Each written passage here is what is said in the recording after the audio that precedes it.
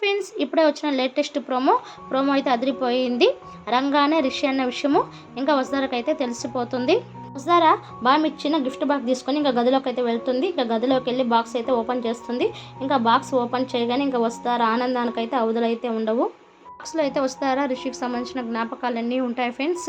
నెమలి పింఛము, గోళీలు, ఇంకా అన్ని జ్ఞాపకాలు అయితే బాక్స్లో ఉంటాయి. అవి చూడగానే ఇంకా వసుధారకి నిజమైతే తెలిసిపోతుంది. రంగానే రిషి అన్న విషయం అయితే రివీల్ అయిపోతుంది. వసుధార అయితే ఎగిరి గంతేస్తుంది. నాకు తెలుసు సార్, మీరే రిషి అన్న సంగతి నాకు తెలుసు. నా మనసు ఎప్పుడు అబద్ధం చెప్పదు సార్. మనం దూరంగా ఉన్నా సరే మన గుండె ఎప్పుడు ఒకటే సార్. మన ఇద్దరము ఎప్పుడు రిషి దారులమే సార్ అని చెప్పేసి ఇంకా ఆనందపడుతూ ఉంటుంది. వసుధార మనసు అయితే తహతహలాడుతుంది. రిషి సార్ని చూడాలని చెప్పేసి ఇంకా రిషి సార్ అని ఇల్లంతా వెతుకుతుంది. అంతలోపల రంగా ఫ్రెండ్ వచ్చి ఇంకా తనకి విఆర్ రింగ్ అయితే ఇస్తాడు. విఆర్ రింగ్ చూడగానే వసుధార అయితే ఇంకా ఆనందపడిపోతూ ఉంటుంది. రిషి సార్ ఎక్కడ అని అడుగుతూ ఉంటుంది. కొన్ని రోజులు నేను రానని చెప్పేసి తను వెళ్ళిపోయాడు అని అంటుంది. తను ఎక్కడికి వెళ్ళాడో నాకు తెలుసు. తను ఎక్కడికి వెళ్తాడో, తన ఇంటికి వెళ్తాడు. తన ఇల్లన్నా డిబెస్టిక్ కాలేజ్ అన్న తనకి ప్రాణం. ఆ రెండింటిని విడిచి తను ఉండలేడు అని ఇంకా వసుధార కూడా బయలుదేరుతుంది.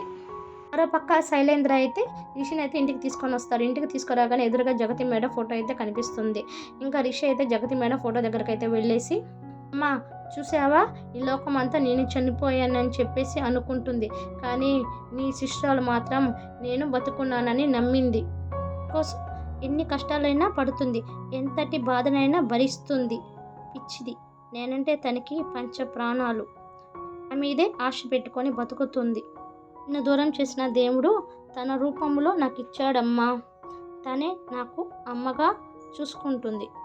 నేను ఇక్కడ రావడానికి మెయిన్ రీజన్, నన్ను చంపడానికి ప్రయత్నించింది ఎవరు, చావుకి కారణం ఎవరు తెలుసుకోవాలి. డిబెస్ట్ కాలేజ్కి మళ్ళీ పూర్వ వైభవాన్ని తీసుకొని రావాలి.